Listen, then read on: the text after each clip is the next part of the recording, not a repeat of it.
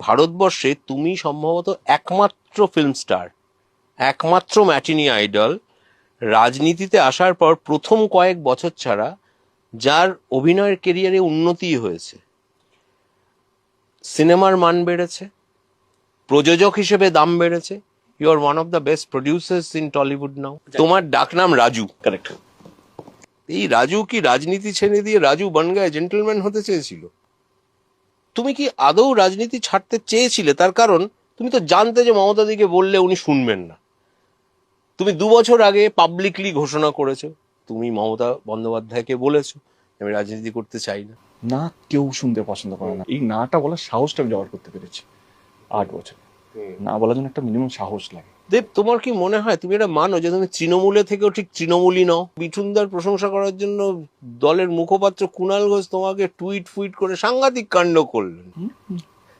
এবারে এটা কুণালদার, আমার মনে হয় কুণালদা এইভাবেই দল করে। দলের মুখপাত্র, তার মানে তার বক্তব্য তো দলের বক্তব্য। আমি দলের সাংসদ, আমি যতটা পেরেছি এই মান বাড়িয়েছি দলের। এবং আমি আমি এই রাজনীতিতে বিশ্বাস করি। এটা কুণাল ঘোষ এলেও যদি আমাকে বলে এটা বন্ধ করতে হবে, এটা যদি মমতা ব্যানার্জি এসে বলে এটা বন্ধ করতে হবে, অভিষেক ব্যানার্জি এসে বলে দিদি তাহলে আমাকে ছেড়ে দিন। ছেড়ে দিন। সেই জন্যই বলছি তুমি কি তৃণমূলের ভেতরে থেকেও ঠিক তৃণমূলই নও? কারণ এই এই ভোটে, সমস্ত ভোটেই প্রায় এই যে কন্টিনিউয়াস অ্যাটাক, শব্দ প্রয়োগ, শব্দচয়ন উভয় পক্ষেরই, আমি বলছি না কোনো পক্ষ কম কোনো পক্ষ বেশি। আজকে না, 2014 থেকে। 2014 থেকে আমি জানি তুমি তোমার 2014 প্রথম ভোটে দাঁড়িয়ে তুমি তোমার প্রতিপক্ষের বাড়িতে গিয়েছিলে, সন্তোষদার বাড়িতে। সন্তোষদার বাড়িতে গেছিলাম, মনে আছে আমার। তো সেটা আমার গতবারে ভারতী দি ছিল, আমি ভারতী দিকে শুভেচ্ছা জানাতাম, কারণ ভারতী দি যখন এসপি ছিল আমি তখন এমপি ছিলাম। এবং আমার সঙ্গে ভারতী দির অনেক ভালো সম্পর্ক।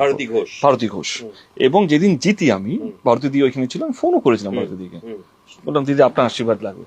তোমার মনে হলো না যে 2014 থেকে 2024 পর্যন্ত এই যে রাস্তাটায় তুমি চলছো, সেই রাস্তাটা খুব একলা হয়ে গেছে এখনো? হু কেয়ারস?